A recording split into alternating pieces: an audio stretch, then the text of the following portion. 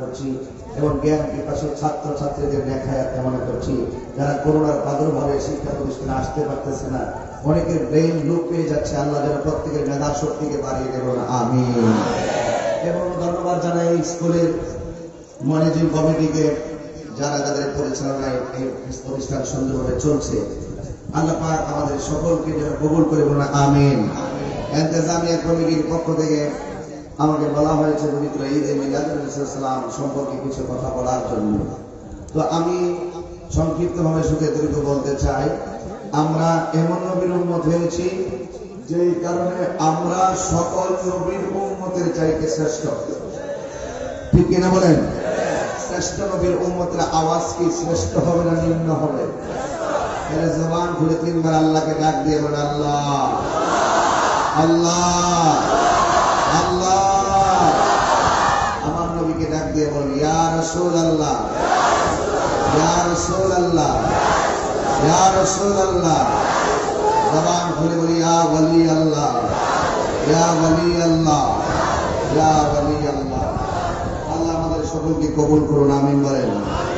একটা জবান বন্ধ রাখবেন না, চিৎকার মেরে মহব্বতে বলুন আল্লাহু আকবার। আমার বাজার ব্যবসায়ী বন্ধুরা, স্কুলের ম্যানেজিং কমিটি, শিক্ষক শিক্ষিকা এবং ছাত্র ছাত্রী বন্ধুরা, হাজার হাজার মানুষ কচুয়ার জমিন দারাসানি উচ্চ বিদ্যালয় ময়দানে কানায় কানায় যারা বসে গেলেন, আমার গোলামানে গোলামানে কারাম বয়ান করেছেন। আমি আপনাদের সামনে যতক্ষণ বয়ান করব মনোযোগ দিয়ে শুনবেন। আপনারা জবানটা ছেড়ে দিয়ে বলুন আমাদের আসল ঘরের নাম কি, বিল্ডিং না কবর? একটা কথা হবে না, নীরব থাকবেন।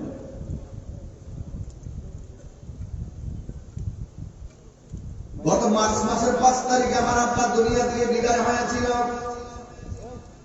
2020 সালের মার্চ মাসের 5 তারিখ বাবা বিদায় হয়েছে। 1 বছর 7 দিন হয়ে গেল। হাজার মানুষ চোখে পড়ে, কিন্তু বাবার মতো লাগে না।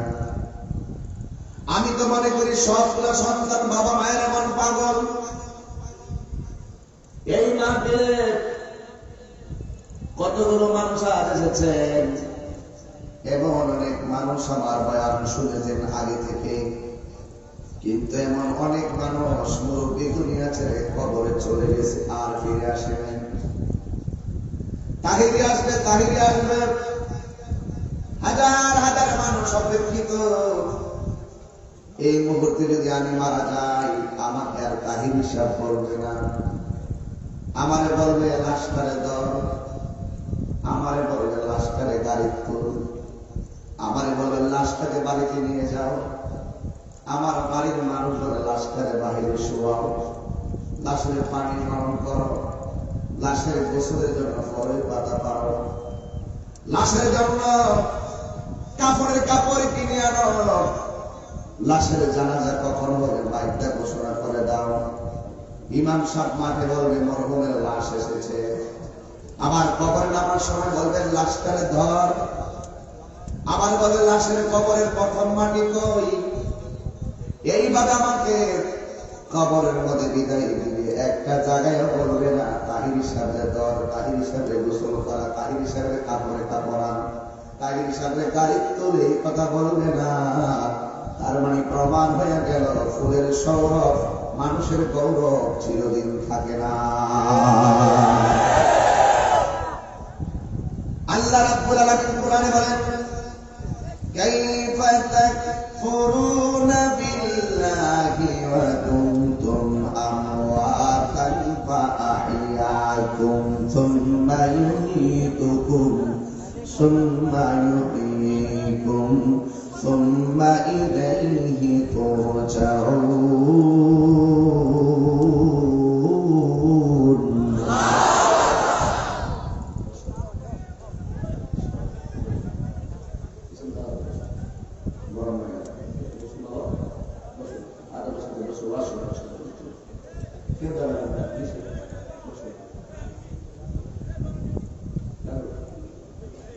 আমার ভাইয়েরা বন্ধুরা, বসো। 30 সেকেন্ড বসো। মৃত্যুর কথা চিন্তা করো, খবর আলোচনা চলছে, নবীর শান চলবে। বসো, যারা দাঁড়িয়েছেন আপনারা বসুন। বাবা কষ্ট নিলেন না, একদম ইজি ভাবে বসে পড়ুন, মহব্বত দিয়ে বসে পড়ুন। দাঁড়াতে থাকবেন, আবার দাঁড়িয়েছ। মুরব্বী বাবাদেরকে বসতে সুযোগ দাও। বাজারের ব্যবসায়ী বন্ধুরা, আপনারা জায়গায় বসে থেকে কানটা কেঁদে দিয়ে রাখেন, বয়ান শোনেন। আমার বাবারা বন্ধুরা, আল্লাহ রাব্বুল আলামিন বলেন, কাইফা তাকফুরুনা বিল্লাহ।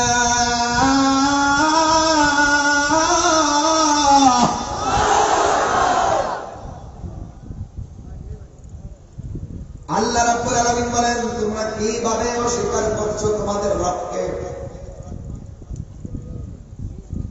ওয়া কুনতুম আমওয়াতান, তোমরা ছিলে মৃত, তোমরা ছিলে নিষ্প্রাণ।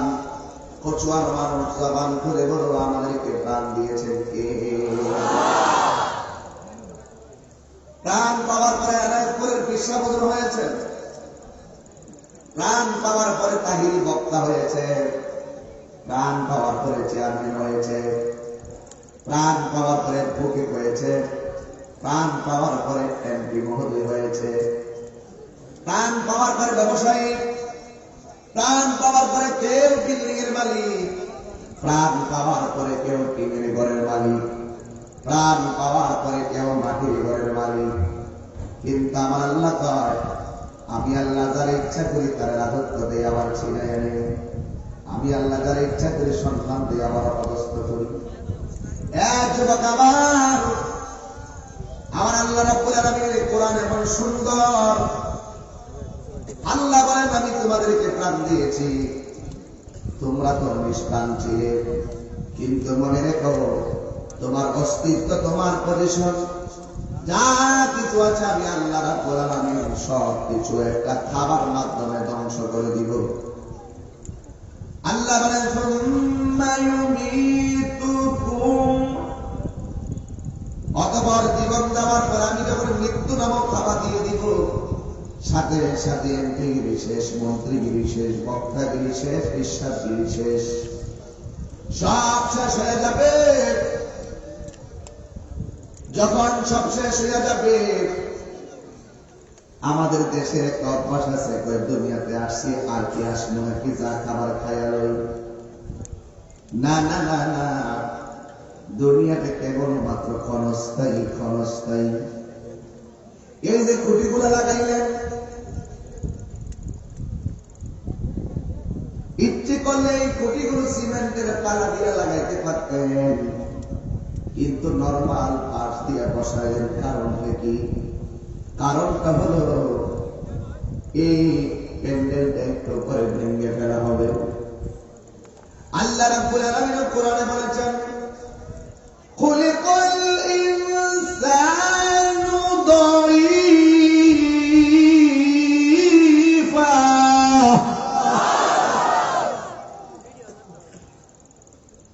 আল্লাহ রাব্বুল আলামিন বলেন, মানুষকে সৃষ্টি করা হয়েছে দুর্বল করে, মানুষকে সৃষ্টি করা হয়েছে দুর্বল করে, শক্ত করে আল্লাহ বানাইলেন কেন জানেননি?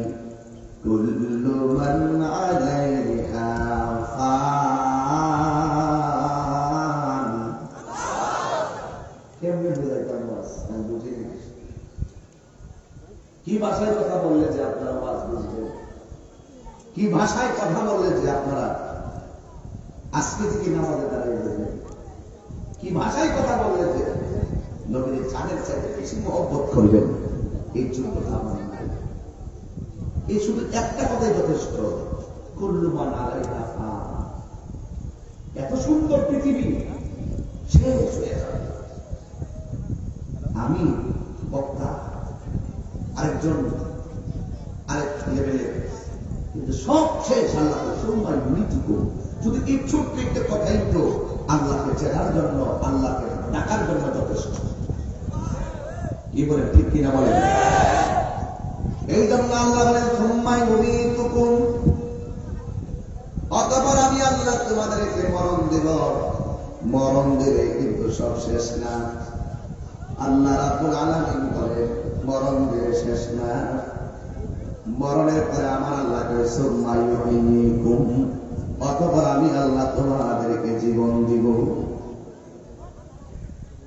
আল্লাহ আমাদেরকে প্রথম জীবন দিয়েছেন, মাঝখান দিয়া মরণ দিবেন, মরণ দেওয়ার পরে আবার জীবন দিবেন।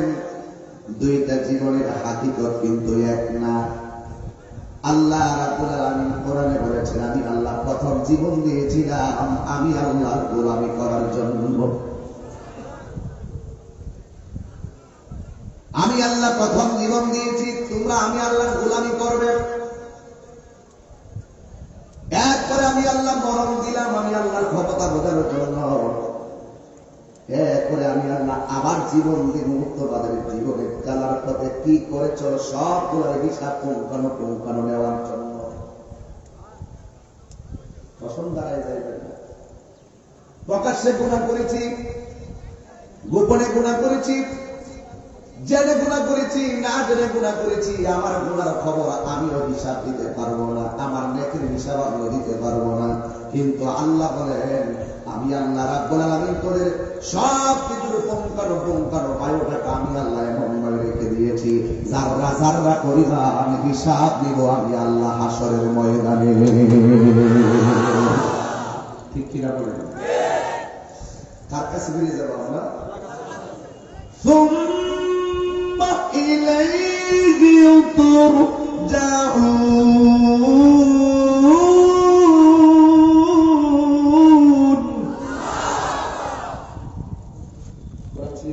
খারাপ লাগে? এই জন্য আমার আল্লাহ বলেন তোমরা আমার কাছে ফিরে আসবে। যুবক ভাইরা পায়ে হাত রেখে বলি ভাইরে দুনিয়ায় যতদিন আছো আল্লাহর সঙ্গে নাফরমানি করো না। নামাজকে বলিও না আমার কাজ আছে। এ যুবক আল্লাহর মহব্বত নিয়ে তুমি কাজকে বলে দাও আমার নামাজ আছে। বাড়ি থেকে ফোন আসলে বলো আমি নকল বাড়ি যাব না, আমি আসল বাড়ির ওয়াজ শুনতেছি। যেই ঘরের ভিতরে গেলে যদি আপনি ইমানদার হয়ে সেই ঘরটাতে যান আল্লাহ রাব্বুল আলামিন আপনার কাছে ইমানদার বলে এই এলাকার নাম কি? দারাসারি তুলপাই। এই দারাসারি যদি আপনার কাছে আজরাইল আসে যদি আপনি ইমানদার হন আজরাইল যদি আপনার মাথার চুলগুলো আশ্রয় দিবে। আজরাইলের হাতের স্পর্শ পায় আপনার চোখের মধ্যে একটা ঘুম আসবে, ঘুম। আমার আল্লাহ আর একটা ফেরেশতার ডাক দিয়ে বলবে আজরাইল গেছে রুহুকা কবজ করতে দারাসারি তুলপায় তুইও যা, যাইয়া ইমানদারের দুইটা চোখের মাঝখানে তুই বসে যা। কিন্তু তোর হাতের মধ্যে একটা সাদা কাপড় লইয়া যা জান্নাত থেকে, ওই সাদা কাপড়ের ভিতরে বেশকে আম্বর একটা গ্রান লাগাইয়া ইমানদারের নাকের মধ্যে দইরা দে। ইমানদার যখন নাকের মধ্যে ওই গ্রানটা অনুভব করবে সন্তান যেমনি দুধ পান করতে করতে সন্তান যেমনি ঘুমায় যায় ইমানদার আর আমি এমন ভাবে মৃত্যু করে ঢলে করবি। আরে এমন মন তাহিরের নসিব হইবনি গো। এমন মরণ কচুয়ার তুল পাইতারা সাইতে যারা আসছো আমাদের কাহার নসিব হইবনি। আজরাইলের থাবা বড় কঠিন, আজরাইলের থাবা বড় ভয়ঙ্কর। আমার নবী বলে ও পৃথিবীর মানুষ ইমানদারের কাছে আজরাইলে যখন যাইব ইমানদারের ঘরে দরজায় দাঁড়াইব ইমানদারের আজরাইল একটা মহব্বতের সালাম দিয়া দিবা।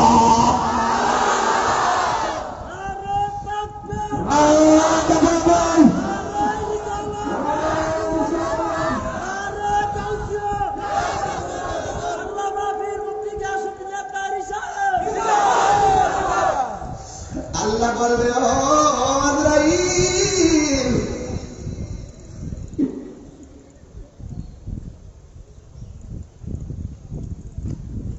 এত বয়ান তুই হাজার হাজার মানুষ পাগল।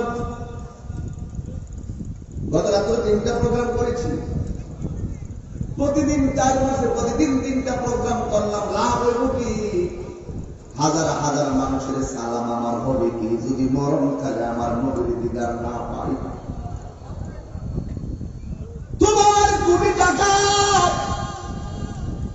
তোমার তো সম্পদ, সম্পদের জায়গায় সম্পদ থাকবে, কিন্তু তুমি কবরে চলে যাবে। আমার নবী বলেন আজরাইল রূহটা নিয়ে যাবে, ইমানদার ঘুমিয়ে যাবে। ইমানদাররা যখন কবরে নামায়া দিব, ইমানদার তিনটা প্রশ্ন করলে জবাব দিবে, কিন্তু আমার আল্লাহ বলবেন ও ফেরেশতা, আমার পাগল মাটির মধ্যে কেমনে শুইব? যা যা জান্নাত থেকে একটা বিছানা নিয়ে কবরে বিছাইয়া দেবে।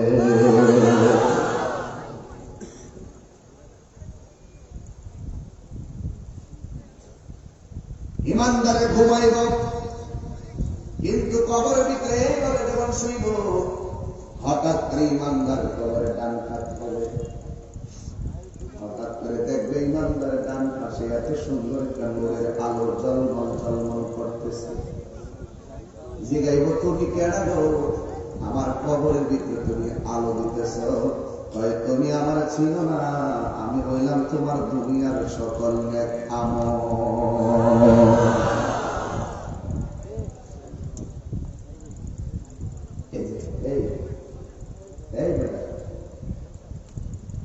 ইমানদার এই জায়গাটা বামকাত হবে, বামকাত হওয়ার পরে দেখবে আর একটা নূরের আলো দেখা যায়।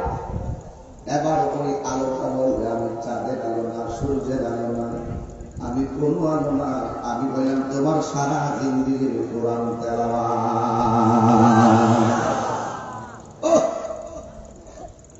হাই রে, কেমনে বুঝাই ইমানের, ইমান কেমন সম্পদ।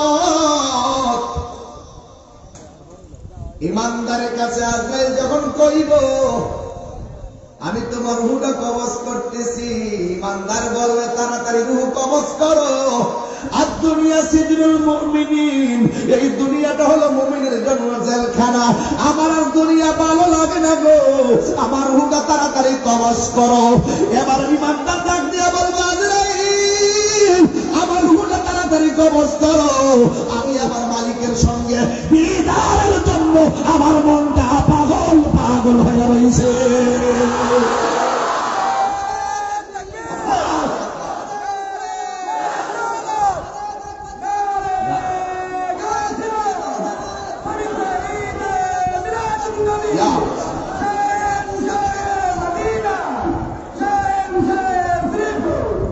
সুন্দর পৃথিবী ছেড়ে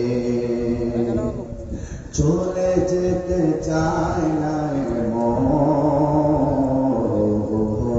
তবু চলে যেতে হয়। সুন্দর পৃথিবী ছেড়ে চলে যেতে চায় না মন, তবু চলে যেতে হয়। সুখের দোছালা ছাউনি দিয়া যতন করিয়া ঘর বাঁধিয়া সাজানো নয় ভুবন, বেঁচে থাকার আশায় তখনই চলে এলো ওপরের ডাক, তখনই চলে এলো ওপরের ডাক। হলো না পূরণ স্বপ্ন, তবু চলে যেতে হয়, তবু চলে যেতে হয়।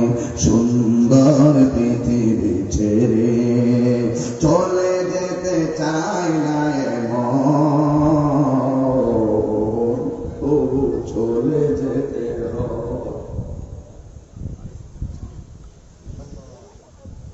কেউ থাকবে না, কেউ থাকবে না, কেউ থাকবে না বন্ধু। তাহিরির বিরুদ্ধে কথা বলো, কথা বলো, কথা বলে একদিন দেখবে তুমিও চলে গেছো, তাহিরি সাহেব চলে গেছে। কিন্তু খবরদার গীবত করো না, গীবত করো না। আমার নবী বলেন কবরের আযাব বড় ভয়ঙ্কর। আমার নবী তিনি তো সেই নবী যিনি দুনিয়াতে আসার আগে মা আমেনা বলেন রাতের বেলা ঘরের মধ্যে বসা, এমন টেনশন লাগতেছে, আমার কাছে খুব খারাপ লাগতেছিল। তখন আমি দেখলাম আমার ঘরের ভিতরে একটা নূরের পাখির ডানা উঠছে। জোরে বলুন সুবহানাল্লাহ। কিসের ডানা? নূরের পাখির ডানা। একটু হাকিকতে ঢুকলাম। কেমন নবীর উম্মত আমরা, নবীর কথা মানলে তুমি মুমিন, না মানলে মুমিন। খবরে কোন মানুষ আপন হবে না, যিনি আপন হবে তার বয়ান চলতেছে।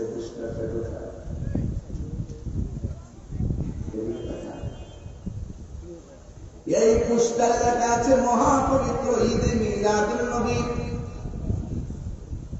যুবক, আমি তোমার কথা একটা বলতে চাই, কবর এমন একটা জায়গা, যেই জায়গার ভিতরে দুনিয়ার কোনো বন্ধু আপন হবে না, দুনিয়ার কোন এমপি মন্ত্রী বক্তা বিশ্বাসের প্রশ্ন করা হবে না।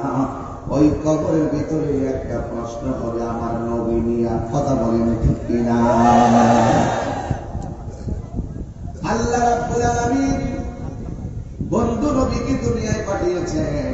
কেন পাঠিয়েছেন? আমার আল্লাহ বলেন, বন্ধু আপনি দুনিয়াতে গিয়ে মানুষদেরকে বলবেন তোমরা আল্লাহর ইবাদত করো।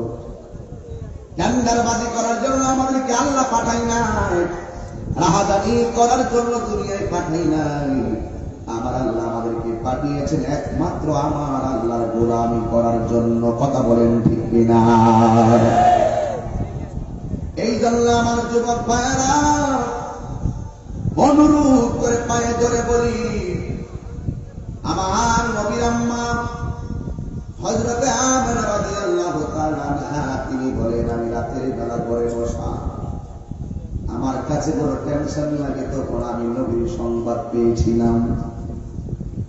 হঠাৎ করে নূরের পাখি এসে আমার বডির মধ্যে স্পর্শ করলো, সাথে সাথে আমার মনের জ্বালা দূর হয়ে গেল। আর জোরে বলেন সুবহানাল্লাহ। এরপরে মা আমেনা বলেন, আমি দেখেছি সেদিন রাতের বেলায় আমার নাভি মনের বাম দিকে একটা নূরের জ্যোতি বের হয়েছে। সুবহানাল্লাহ। আমি দেখলাম সত্য চাক একটা নূরের পুতুল অপান্তরে নাকটারে জমিয়ে ঠেকাইয়া উম্মতি উম্মতি বলে কাঁদে। আল্লাহর সাক্ষী দেয়, নিজের সাক্ষী নিজে দেয়।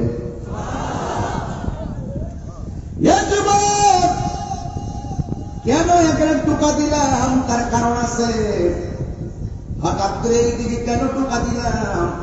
আমার নবী, আপনার নবী দুনিয়াতে এসে উম্মতির জন্য কেঁদেছে। আর আজকে আমরা নবীর জন্য কাঁদতে পারি না, নবীর কথা আমাদের ভালো লাগে না। আরে নবী তো এমন নবী যিনি এই রজবের চাঁদে আল্লাহর 17টা সুন্দর সুন্দর জায়গা দেখে দেখে চোখের পানি ফেলে কান্না করেছিলেন। আল্লাহ জিজ্ঞেস করছে, ও বন্ধু আপনি কাঁদেন কেন? আমার নবী, আপনার নবী বলছেন, আল্লাহ গো, আমার তুমি এত সুন্দর জায়গা দেখাইতেছো, কিন্তু আমার গুনাহগার উম্মত তো এত সুন্দর জায়গা দেখে নাই। আরে আমার নবী যিনি সুখে থাকলে উম্মত বলে না, পাথরের আঘাত খাইয়া রক্ত চড়াইলেও উম্মত বলে না। ঠিক কিনা বলে? আমার নবী এমন নবী যিনি এমন সুন্দর জায়গা দেখেছেন, পৃথিবীর কোন নবী কান্নাই সুন্দর জায়গা দেখায় নাই মেরাজে নিয়া। কিন্তু নবী যখন কান্দে, আমার আল্লাহ বলেছে, বন্ধু কান্দেন না, আপনার উম্মতের বলে দিবেন যারা 5 ওয়াক্ত নামাজ নিয়মিত আদায় করবে, আমি আল্লাহ রাব্বুল আলামিন তাদেরকে ওই 17টা জায়গা ঘোরাইয়া ঘোরাইয়া দেখাইয়া তাদের ডান হাতে জান্নাতের টিকিট দিয়ে দিব। হাত তুলে কথা সুবহানাল্লাহ বলা।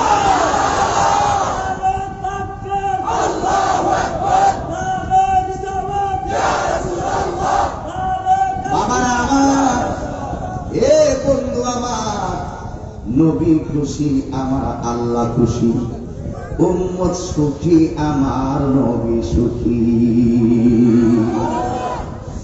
এই জন্য আমার আপুরে 5 ওয়াক্ত নামাজের মধ্যে 17 রাকাত ফরজ আছে না নাই? ফজরের নামাজে 2 রাকাত, যোহরের 4 রাকাত, আসরের 4 রাকাত, মাগরিবের 3 রাকাত, ইশারের 4 রাকাত, মোট 70 রাকাত ফরজ। আমার নবী আল্লাহ 17টা জায়গায় ঘুরাইয়া দেখাইয়া আমার আল্লাহকে বন্ধু এই 17 রাকাত ফরজ যার জিম্মাদারিতে থাকবে আমি আল্লাহ তাকে ওই 17টা জায়গা দেখাইয়া দেখাইয়া তাদের ডান হাতে জান্নাতের টিকিট দিয়ে দিব। নবী আমার খুশি, উম্মত সুখী হলেই নবী সুখী। ওই নবী একমাত্র তোমার বিপদের কান্ডারি, কথা বলেন ঠিক কিনা? ওই নবী তোমার বিপদের কালে আল্লাহর দরবারে দাঁড়াইবো, আল্লাহ এটা আমার উম্মত, রাব্বি হাবলি ইয়া উম্মতি, আমার উম্মতকে দিয়ে দাও। এই জন্য যুবক ভাইয়েরা আমার ওই নবী যিনি যার উপরে আল্লাহ দীর্ঘ 23 বছরে কোরআন নাযিল করেছেন, আল্লাহ রাব্বুল আলামিন কোরআনে বলেছেন মা আতাকুমুর রাসূলু ফাখুযুহু ওয়া মা নাহাকুম আনহু ফান্তাহু।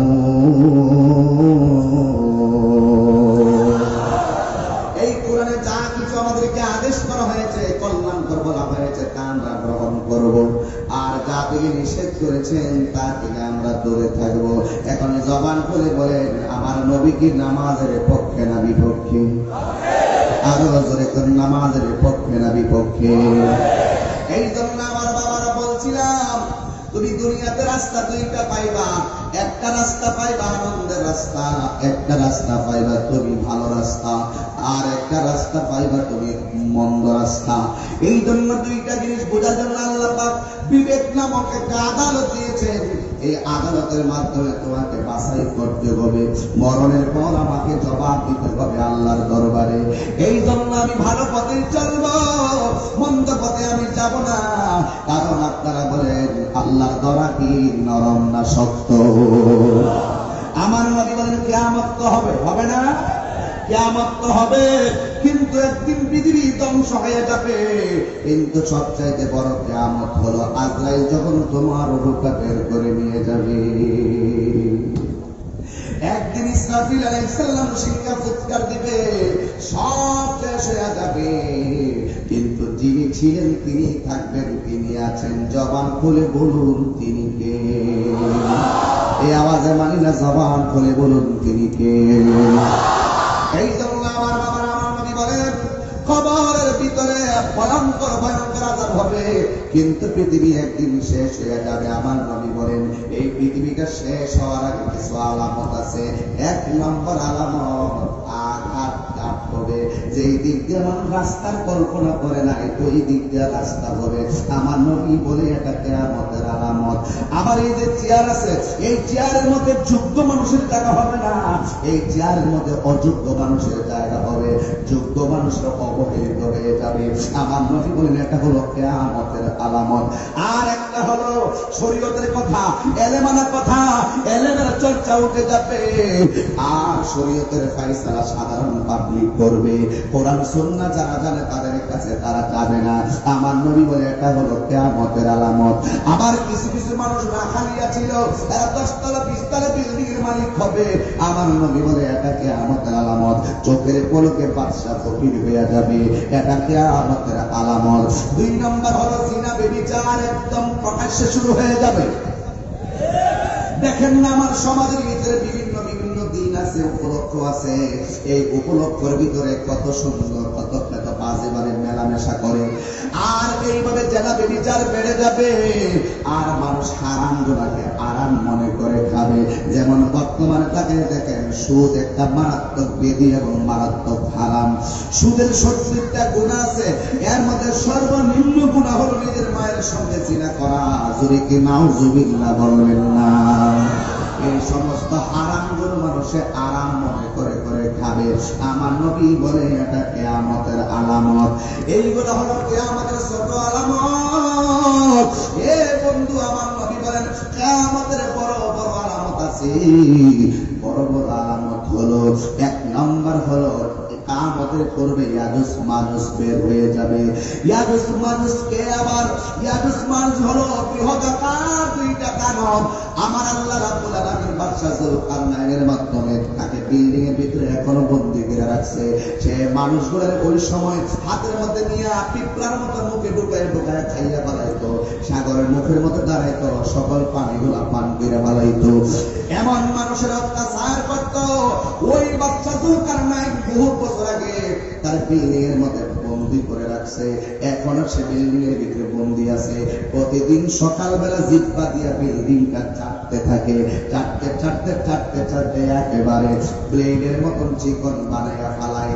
যেই মাত্র চিকন ফালাইয়া বিকালবেলা আরেকজন ডাক দিয়া কই, ঠিক আছে এখন আর দরকার নাই, একটু ঘুমাই, সকালে আবার বাকিটা করবো। কিন্তু ওরা রাতের বেলা সন্ধ্যাবেলা আবার ঘুমায়া যায়। সকালবেলা ঘুম থেকে ওইটা দেখে যেমন বিল্ডিং আমার আল্লাহ আমার তেমন বিল্ডিং বানায়া দেবে। আল্লাহ ধরা কি নরম না সত্য?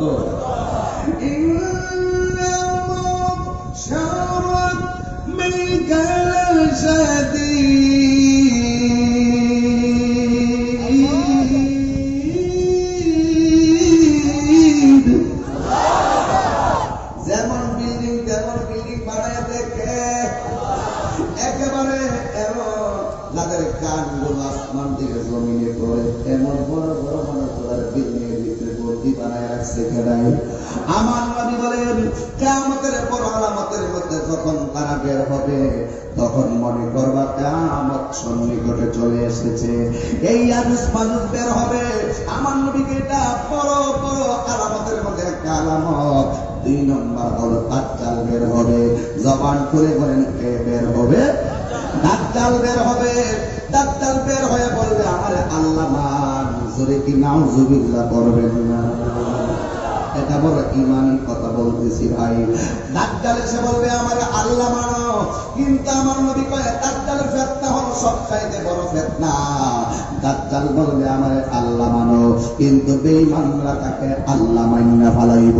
কারণ দাজ্জালের ডান হাতে থাকবে জান্নাত আর বাম হাতে থাকবে জাহান্নাম।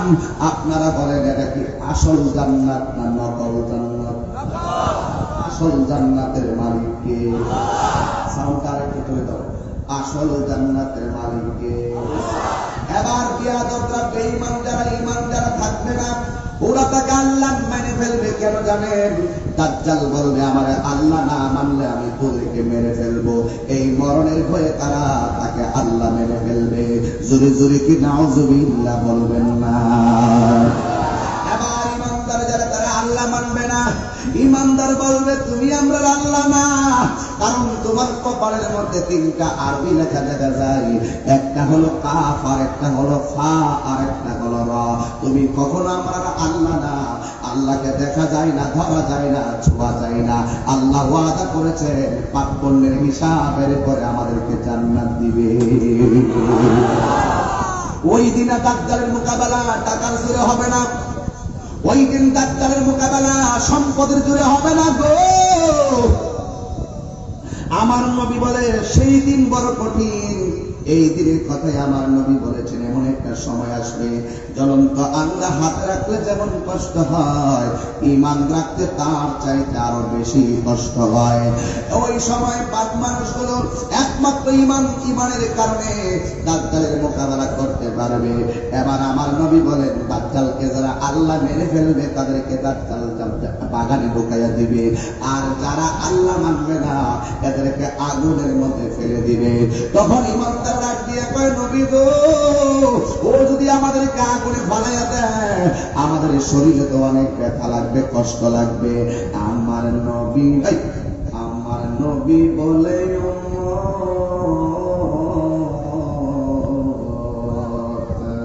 দাজ্জালকে যারা আল্লাহ মানবে দাজ্জাল তার ফুলের বাগানে ঢুকাইব, কিন্তু ফুলের বাগানটায় আগুন হয়ে যাবে। আর দাজ্জালকে আল্লাহ না মানলে যে যদিও তোমাদেরকে দুজকের আগুনের মতন আগুনে ফেলে দিবে, কিন্তু জেনে রেখো আমার আল্লাহ ইব্রাহিম নবীর আগুনকে যেমনি ফুলের বাগান বানাইছে, আমার আল্লাহ তোমাদের জন্য ওই আগুনটারে ফুলের বাগান বানাইয়া দিবে।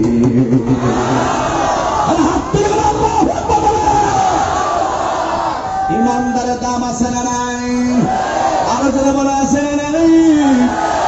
এইগুলো হলো কিয়ামতের বড় বড় আলামত। আর একটা কিয়ামতের আলামত আল্লাহ বলেন, দুনিয়ার জমিনে যত পাহাড় গুলো আছে, অনেকে বলেন হুজুর আল্লাহ এত বড় বড় পাহাড় বানাইছে কেন? আরে বাবা, আপনাদের বাড়িতে টিনের ঘর আছে না নাই? টিনের ঘরের ভিতরে কি লাগে গেলে?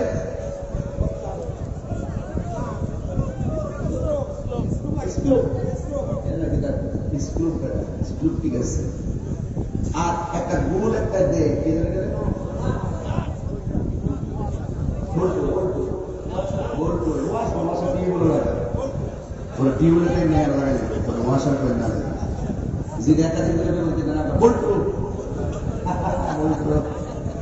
আপনার অনেক কষ্ট হয়েছে, তাই না?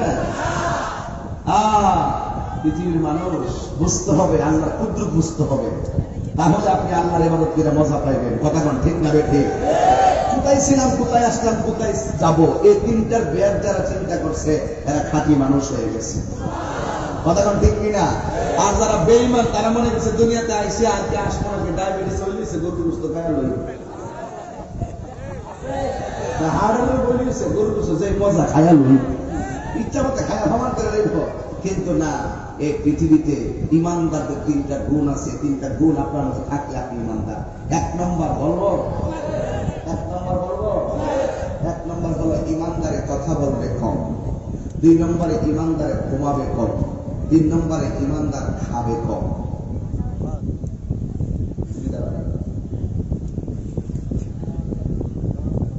ইমানদারের তিনটা গুণ বলো।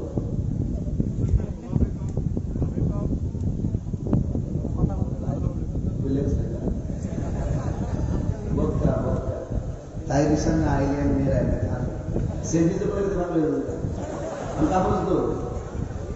গাড়ি যাইতেছি, আমার চলন্ত গাড়ি, আমি কিন্তু আর আগে আগে করতাম, আমার তো আমার একটু শখ করে গেছে, মোটরসাইকেল আস্তে আস্তে বাপি করে একটা আছে না। আর আমিও গাড়িতে বের দোয়া করতেছি আল্লাহ অ্যাক্সিডেন্ট থেকে বাঁচাই রাখে। আমি কন্যাকে লেগে আমাকে অনেক কষ্ট হচ্ছে, রোদ্রের মতো অপেক্ষা করছি। যাই হোক, একটা দৌড়ে একটা হুজুর হুজুর বলে দেবো, একটা ছেলে গাড়ি চলতেছে, ঠিক আছে। এরপর দিচ্ছি তো কিনা না আমার সরেছে চেষ্টা আবার সেলফিও তুলবো, আবার যাওয়ার সময় বহাবুলিও করবো, ফেসবুকের মধ্যে গালাগালিও করবো। এগুলো আমি দেখি না, আমি এগুলা দেখি না। কি লেগে জানেন? এগুলা দেখার টাইম নেই। ঠিক নিয়ম জোরে কন, ঠিক কিনা কন? লোকের নিন্দা আমার কিচ্ছু আসে যায় না। আমি আমার ভালোবাসার মানুষ নিয়ে দিনে রেখে ব্যস্ত। তারা পিছন দিকে গেল বড় লাভ আছে। পাহাড় গুলা রাঙ্গামাটি গেছিলাম, মাহফিলে আহারে কত মানুষ দেখলাম। রাঙ্গামাটি যাওয়ার পরে এরা 20টা না 22টা প্রজেক্টর লাগাইছিল জায়গা বানাতে। তো আমি যখন রাঙ্গামাটি গেছি, যাওয়ার সময় দেখেন পাহাড় আছে না, এই পাহাড় গুলোর দিকে আমার মনটা খুব কাঁদছিল যে এতগুলো পাহাড় না কেন বানানো, যেখানে মানুষ বাস করে না, যেখানে মানুষ বাস করে না, যেখানে মানুষ চাষ করে না, সেই পাহাড় দিয়ে আল্লাহ কি করলো? ওই কোরআনের আয়াতটা মনে গেছে, আল্লাহ পাক এই পাহাড় গুলোরে দুনিয়ার জমিনের জন্য পেরেক বানিয়েছে, এই দুনিয়াটা যেন নড়াচড়া না করে। সুবহানাল্লাহ 3 দিন পরে আমি গেলে আরো জোরে কম সুবহানাল্লাহ জোরে বলেন। কি আসে না, আসে না, আসে না? তো ঘরের টিনের করে সারা বছর ফেরেক কামারে নি বাতাসের সাথে সাল নাও হইতে পারে। আর ফেরেকটা ফেলে গেলে, স্কুলটা ফেলে গেলে বাতাসের সাল উড়ে গেল। ঠিক আল্লাহ পাকের কোরআন বলেন, একদিন কিয়ামতের বড় আলামতের মধ্যে একটা আলামত হলো এই পাহাড়গুলো আকাশে উড়ে যাবে। যখন উড়ে যাবে তখন পৃথিবীতে এইভাবে টলমল শুরু করবে। আল্লাহ আকবার বলেন, ইযা সুলসিলাতিল আরদু সিলসালাহা ওয়া আখরাজাতিল আরদু আসফালাহা কাবাকামি শুরু হবে। ওই পাহাড়গুলো ছিল প্যারেক সিস্টেম। এই পাহাড়গুলো যখন উড়ে যাবে তখন দুনিয়ার জমিনটা টলমল শুরু করে। আল্লাহ বলেন ওয়াতাকুনুল জিবালু কালহিনিল মানফুস।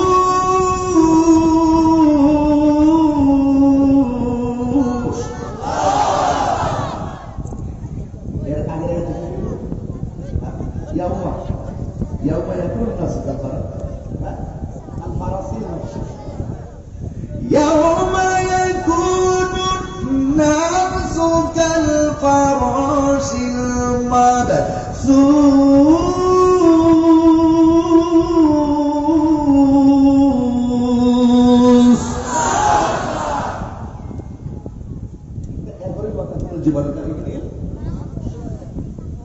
যখন পাহাড়গুলা আকাশের মধ্যে উড়ে যাবে, তুলার মতো উড়বে, তুমি মনে করে না মানুষটা এক জায়গায় দাঁড়ায় থাকবা, মানুষগুলা পর্যন্ত কীট পতঙ্গের মতন চিপটা চিপটা উড়ে গিয়া পড়বে।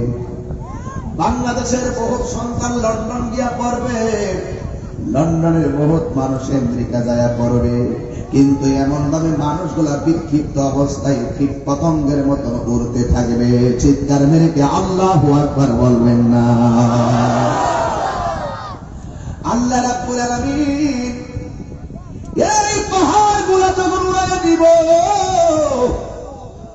আমার নবীকে এটা কিয়ামতের ঘন আলামত, বড় আলামত। আবার আমার আল্লাহ বলেন ওয়াতাকুনুল জিবালু কালহিনিল মানফুস, আর পাহাড়গুলা তুলার মতন উড়তে থাকবে। এরপরে দুনিয়ায় কি হবে দেখেন একবার। এই দুনিয়ার জমিনটা টলমল শুরু করবে।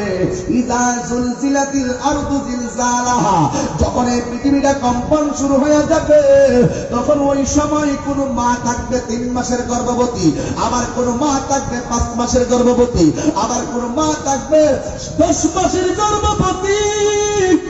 ওই দুনিয়া যখন টলমল শুরু হবে, ওই গর্ভবতীর গর্ভের বাচ্চাগুলো ঠাস করে আমার পেট থেকে রক্তক্ষরণ হয়ে বের হয়ে যাবে। যাও নিজের মারে জিজ্ঞেস করো, তোমার পেটে যখন আমি ছিলাম তোমার কাছে কেমন আনন্দ লাগতো?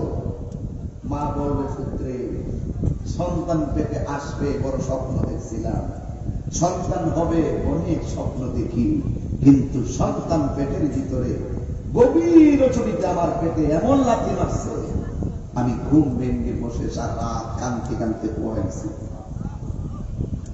মা খেতে বসেছে, আজকে এই লোকটা এই গোলাম প্রধান আমার ভাইয়ের গাড়িতে বসে আমার পেতেছে, কি ভাব জানে বললাম, কি নসিব জানে আমার মেয়ে হাই কথা শুনেছে। জিজ্ঞাসা কিতা তোমার, আমার আব্বা নাই, আমার আম্মা নাই, হাই কথা শুনেছে গাড়িতে বসে হঠাৎ দিবে। আমি তখন বললাম যে বাইরে বাপ মা যে কেমন সম্পদ তার আছে সে বুঝে না, তাড়াতাড়ি চলে গেলে ঠিকই বুঝে বাপ মা কেমন সম্পদ। মারা জিজ্ঞাসা করবেন, আম্মা গো তোমার কাছে কেমন লাগছে তোমার পেটে থাকলে? মা তখন বলবে পুত্রে, আমি অনেক ক্ষুধা লেগে খাইতাম বলছি বহুতবার, কিন্তু নলাটা মুখে দিব, পেটের ভিতরে তুই লাথি মারছিলি, প্লেটটা আমি রাইখা দিছিলাম, মানুষ আমার জিজ্ঞাসা খাও না খেয়ে লেগা, আমি তখন মানুষের বলছিলাম আমার মুখে রুচি নাই, কারণ আমি তো আমার সন্তানের কষ্টের কথা কাউকে বলতে পারি।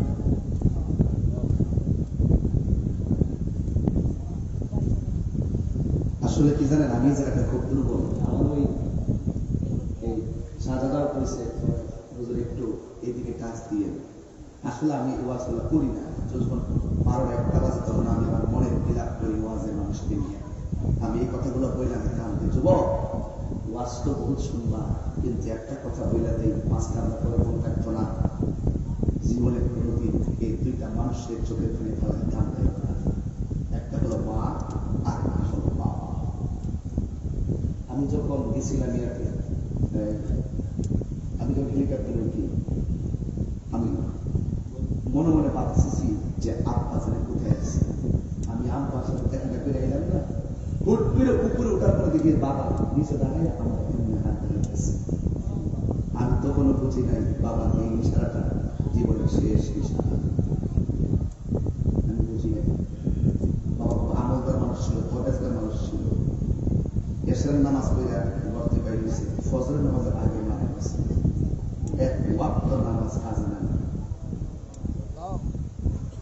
ভিতরটা ফেটে যায়। এই যে চিত্রগুলো যায় যায় করতে আমার বাবা কচু একটা মাহফিল হইতেছে, অনেক সুন্দর জায়গায় গল্প করতাম, কিন্তু এখন বাড়ি গেলে শুধু আপনার বিছানা দেখি, খাট দেখি, কিন্তু আপনার দেখি না। মুরব্বী কাঁদতেছ, বাপ বুঝি নাই না, বাপটার মিটার ঘর লাগাই গেছে, বিদ্যুৎ বিল দিতেছে, কিন্তু বাপটা তো নাই। বাবার অনেক স্মৃতি আছে, তো বাপটা নাই। এই হাসিস না, বাপটার মনে কষ্ট দিয়ে পুলিশ প্রশাসন আছে না, ওই যে আছে, ওই যে আমার ভাই আছে, হ্যাঁ, ওনারা এখানে চাকরি করে, আমি চ্যালেঞ্জ করে বলতে পারি, যারা পুলিশ প্রশাসনে চাকরি করে তাদের আম্মা আব্বা সবচেয়ে বেশি তাদের জন্য টেনশন করে, কারণ এরা জীবনের ঝুঁকি নিয়ে জনগণের নিরাপত্তায় কাজ করে। জিজ্ঞাসা করে ওরও রাতের বেলা একলা একলা শুয়ে শুয়ে বাপমা কথা মনে পেলে কান্দে। এমন কোন ডিপার্টমেন্ট নাই যে ডিপার্টমেন্টে মা বাবার ভক্ত মানুষ নাই। আমি দোয়া করি আল্লাহ যেন সবার আব্বা আম্মাকে জান্নাতবাসী করে।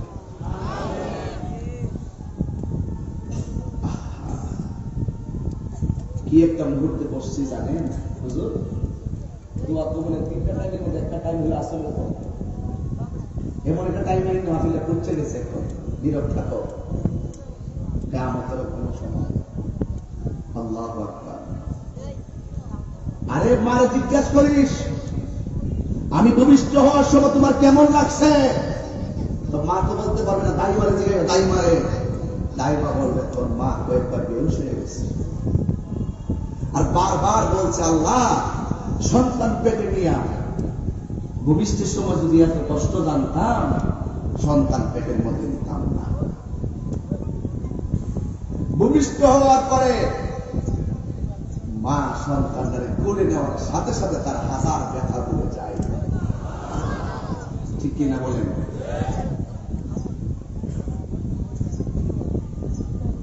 আমি আজি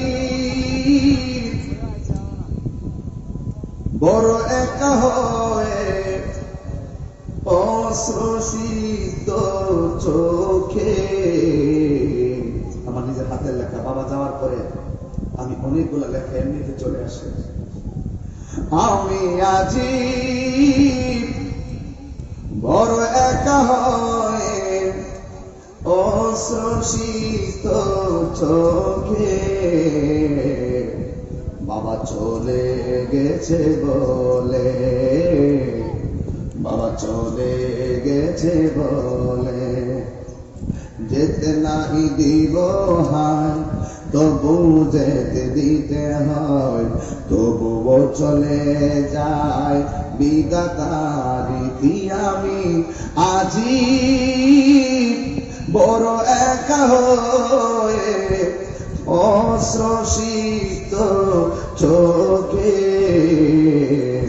বাবা চলে গেছে বলে, বাবা চলে গেছে বলে, দরজাটা খুলতে কে যায় ধোঁকা, বাবা বুঝি বলছে এলে নাকি খোকা, দরজাটা খুলতে কে যায় ধোঁকা, বাবা বুঝি বলছে এলে নাকি খোকা, বুকের ভেতরটা নড়ে চড়ে উঠে, চোখে বেয়ে জল নেমে আসে, শুধু বাবা নেই শুধু মা।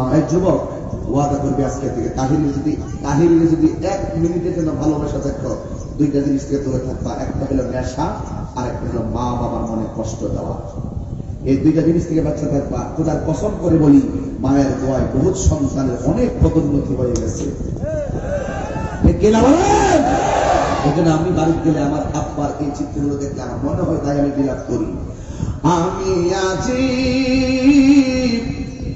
বড় একা হয়ে অশ্রুসিক্ত চোখে, বাবা চলে গেছে বলে, বাবা চলে গেছে বলে।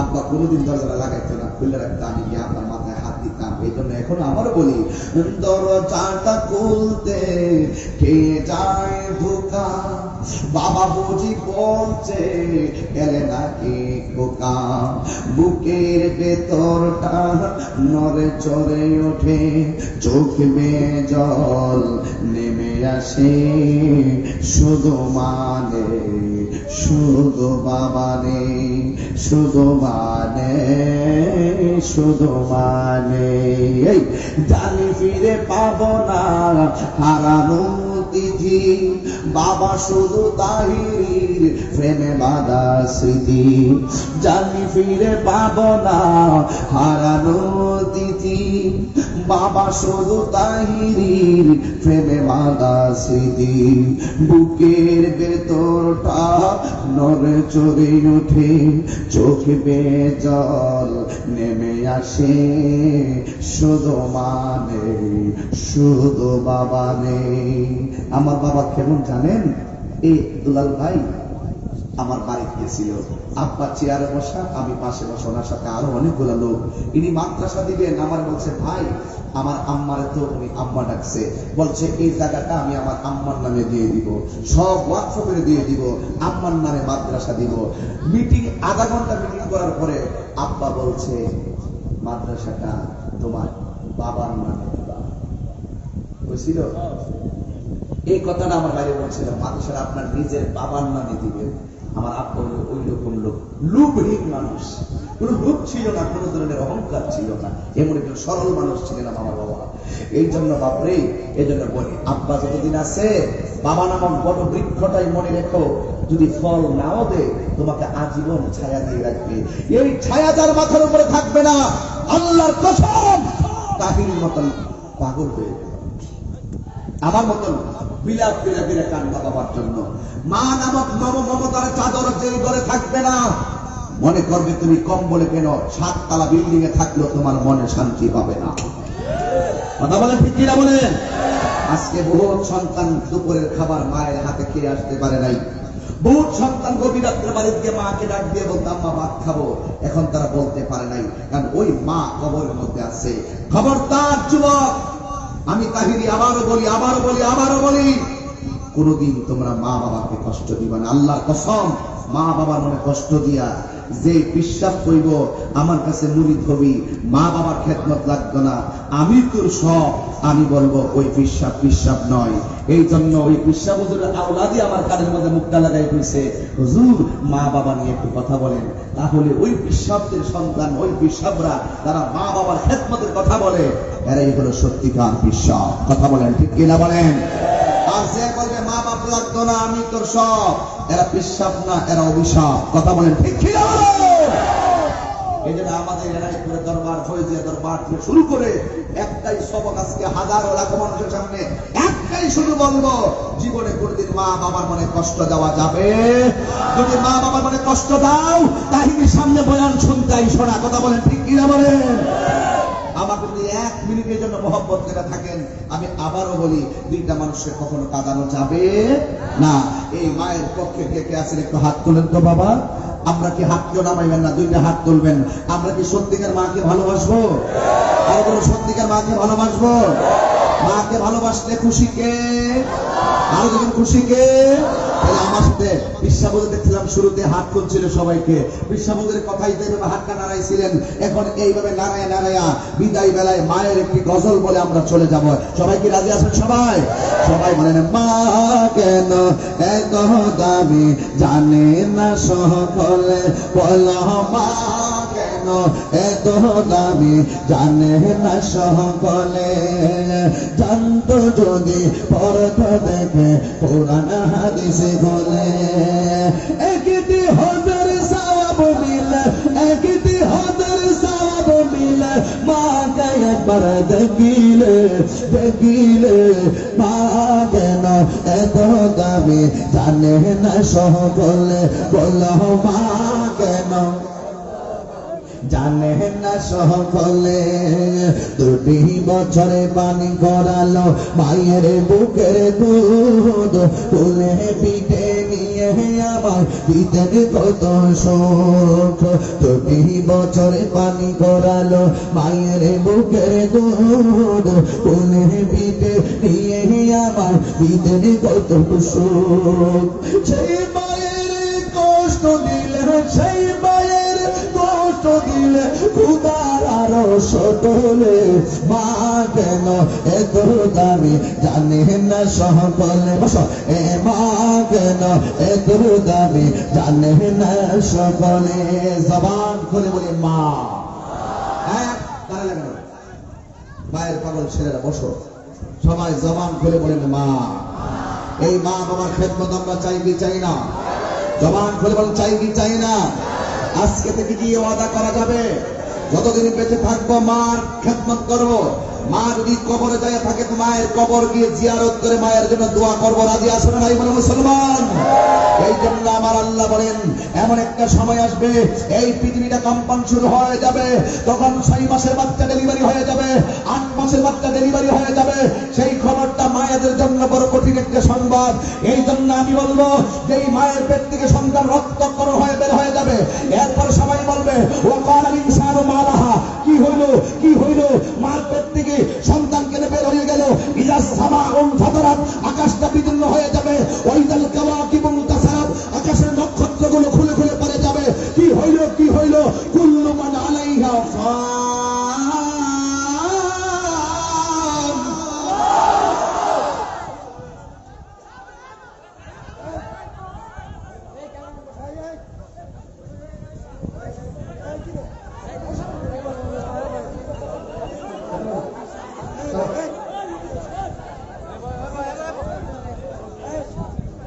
كل من عليها فان ويبقى وجه ربك ذو الجلال والإكرام।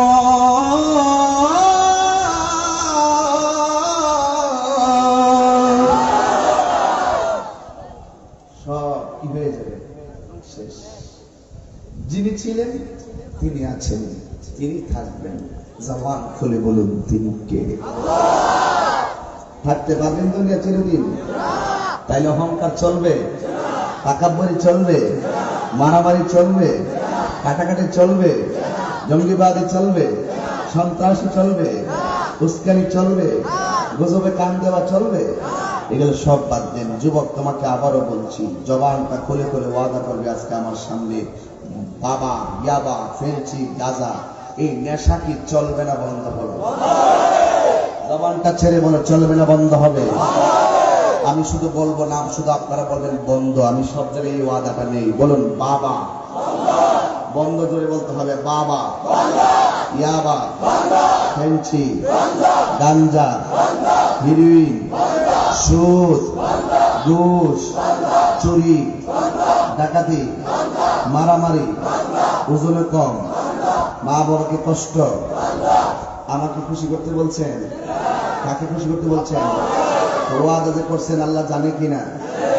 যুবক শোনো, নেশা এখন বর্তমানে একটা সামাজিক বিধিতে রূপান্তরিত হয়ে গেছে। নেশার কারণে তোমার জীবন ধ্বংস, নেশার কারণে তোমার পরিবার ধ্বংস, নেশার কারণে তোমার সমাজ ধ্বংস, নেশার কারণে দেশ ধ্বংস। সবচেয়ে বড় কথা হলো নেশার কারণে তোমার ঈমান ধ্বংস। কথা কোন ঠিক কিনা বলেন? তাহলে আমরা নেশা করব, নেশা করব।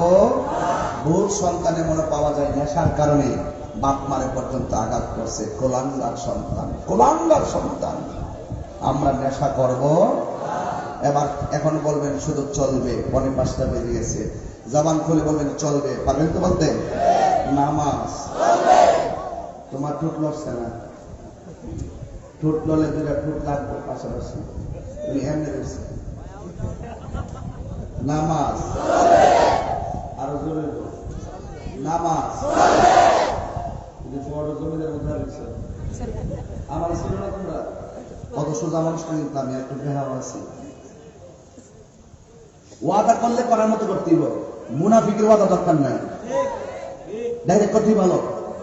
নামাজ, নামাজ, রোজা, হজ, যাকাত, ভালো কথা, সত্য কথা, হক কথা, ইবাদত, মহব্বত, সোহবত, খেদমত, ন্যায্য কথা, মিলাদ, কিয়াম, দুরুদ, সালাম, জিয়ারত। আল্লাহ কবুল করুন। নামাজ কি চলবে? নামাজকে বলো না কাজ আছে, কাজকে বলো। এগুলো বড় না ভাবতে না, ছোট্ট প্রমাণ যেগুলো সবই পারে। নামাজকে বলো না কাজকে বলো। আওয়াজটা আরো বড় হবে। আমরা হুসাইনি নামাজ চাই, কথা কোন ঠিক কিনা বলেন? হুসাইনি মুসলমান যারা তারা তেজস্বী কণ্ঠে বলো, নামাজকে বলো না কাজকে বলো। নামাজ বিহীন পরপারে কি জবাব দিবে তুমি কবর কাছে? ফজর কাটে ঘুমের ঘরে, জোহর কাজে কাজে, আসর কাটে খেলাধুলায়, মাগরিব মাঝে মাঝে, ঠিক কিনা বলে? আবার আবার আবার নামাজকে বলো না কাজকে বলো। নামাজ বিহীন পরপারে কি জবাব দিবে তুমি? দরকার আছে কিনা বলেন? আমার মনে হয় আমি আবার আসবো 21শে মার্চ। কোন জায়গায় দিল? মার্কেট দিনের বেলা বাহ্য হর, সবাই যাবেন ইনশাল্লাহ বলেন। আর একটা আছে 8 এপ্রিল ডুমুরিয়া, ইনশাল্লাহ আসবো। আল্লাহ কবুল করুন, আমিন করুন। এই কি হলো? 18 তারিখ দিনের বেলা লুমতি। হ্যাঁ, লুমতি মাহফিলে সবাই যাবে ইনশাল্লাহ। লুমতি যাওয়ার দরকার আছে, ঠিক কিনা কোন? বাজান, আমি যে কথাগুলো বলছি এই কথাগুলোকে আমাদের প্রয়োজনের বাইরে বলছি, এবং আমি তার ওই কথাগুলো বলতে পারি না। এখন বললে আমার রেকর্ডিং করে দেব। তা আমি যে ওয়াজ করছি দলিলের বাইরে বলেছি এবং যুক্তির বাইরে বলছি, ঠিক আছে? আর বাকিগুলো কইলাম না। তবে একটা কথাই ভালো, ইদানিং কিন্তু ফেসবুকে আবার আমার বিরুদ্ধে ফতোয়াবাজি শুরু হয়েছে। কেউ বলতেছে আমি কাফের, কেউ বলতেছে আমি মুশরিক, কেউ বলতেছে আমার তওবা করতে হবে। বাইরে মাইকটি বন্ধ করে দাও, বক্স দাও। মসজিদে জামাত চলতেছে। 5টার সময় এই এরিয়াতে আসলে আর সময় আছে বাবা, তাহলে সমস্যা নাই ইনশাল্লাহ। এই শুনেন বাবু, এই বসুন না, আস্তে আস্তে। আমরা শুনেন, মাহফিল তো একদিন, আমরা সবসময় সব কাজ করতে পারবো, একদিনের জন্য একটু সমস্যা হবে। আমি আমারে ফতোয়া দিচ্ছে, একটা গজল গাইবে লেগে গান দিচ্ছে,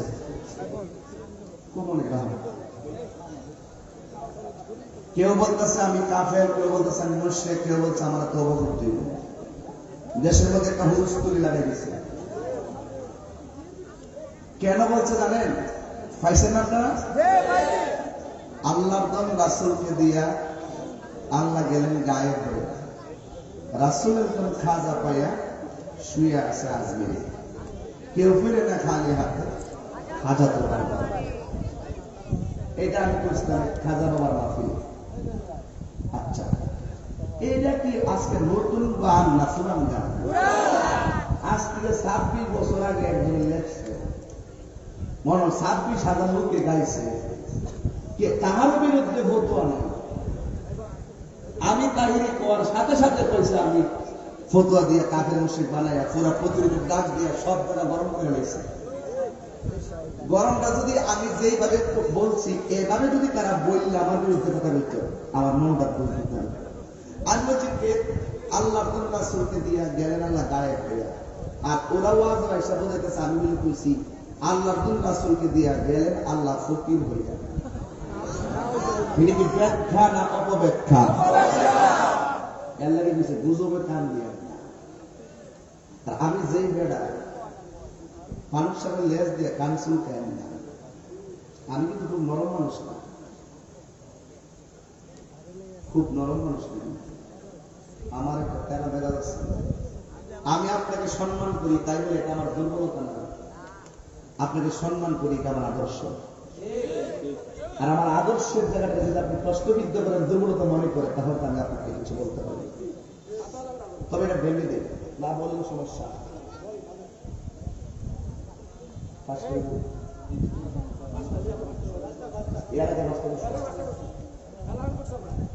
আপনি বলছেন আমি শুনছি 5টা।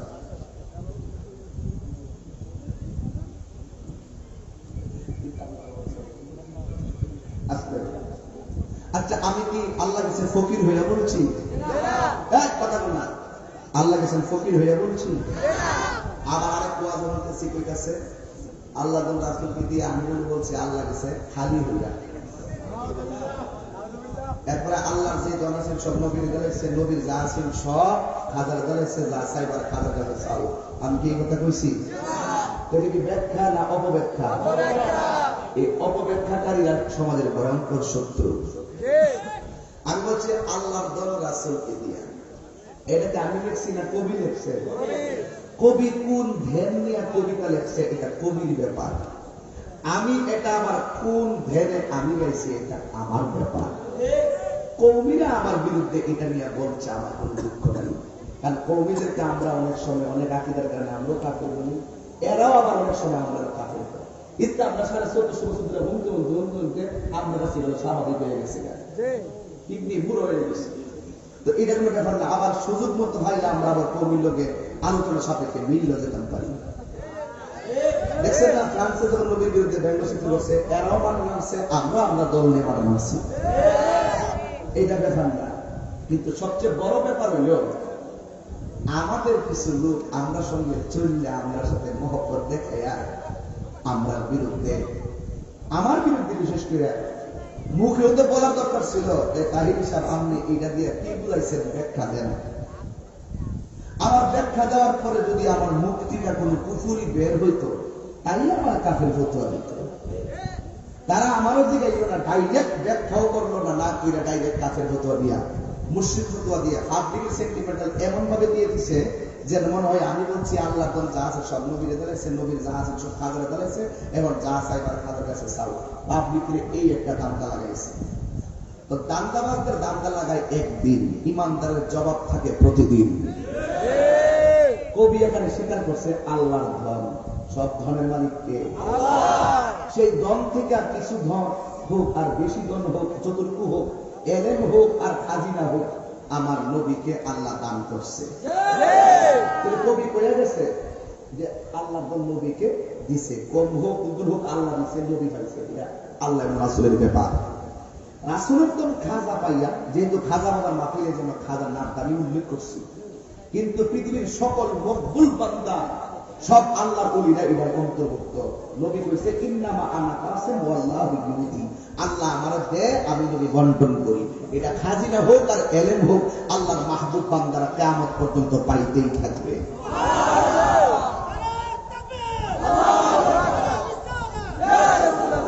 শুনো শুনো সমস্যা। এরপরে অনেকে বলে আল্লাহ রাসূলকে দিয়ে আল্লাহ গেছে খালি হয়ে। আমি কি কথা বলছি? আমি যে বলছি নবীকে দিছে। আচ্ছা বলেন, ইন্না আতাইনাকাল কাউসার, হাউজে কাউসার নবী আল্লাহ দান করছে, এর লাগি কি আল্লাহ খালি হয়ে গেছে না? আল্লাহ ধনসম্পদ যদি নবীরে দেয়, এর লাগি কি আল্লাহ ফকির হয়ে যাবে না? তো এইরকম ধ্যান ধারণা নিয়ে যারা কথা বলে আর এইভাবে যারা অপপ্রচার করছে, তাদেরকে তওবা করতে হবে। একজন মানুষের বিরুদ্ধে অপবাদ দেওয়া, ভুল ব্যাখ্যা অপব্যাখ্যা করে সমাজের নিরীহ সরল প্রাণ মুসলমানদের ভিতরে দ্বন্দ্ব লাগানো, এটা আদৌ উচিত না। এই জন্য বাবা আমার রাসূল বলছেন অতীত বিমা ফাকিহে খাজাইনিল আরদ, আল্লাহ আমার কাছে আসমান এবং জমিনের ধনভাণ্ডারের চাবি দিয়েছেন। তো নবী বলছে আল্লাহ দিয়েছেন, তো বুখারী শরীফের হাদিস আপনি অমান্য করেন কোন দলিলে? তো এই জন্য বলবো আপনারা এই সমস্ত গুজবে কান দিবেন না। আমরা এই সমস্ত কথাগুলো আস্তে আস্তে পাবলিকে বোঝানোর চেষ্টা করছি। কিছু লোক আছে অপেক্ষা করার পরে, কিন্তু প্রতিহিংসা ভালো না। আসেন দাঁড়িয়ে নবীর সালাম দিয়া নবী।